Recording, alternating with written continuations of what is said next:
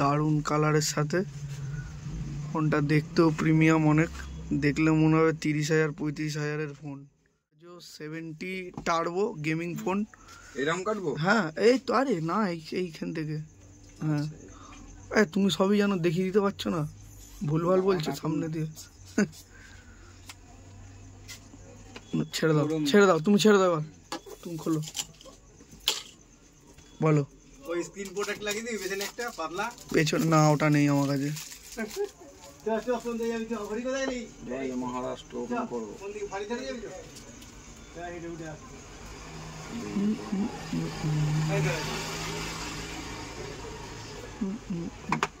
একদম 6GB 128GB Narzo 70 turbo, সবে মাত্র লঞ্চ করেছে, ইয়েলো কালারের, তাই তো?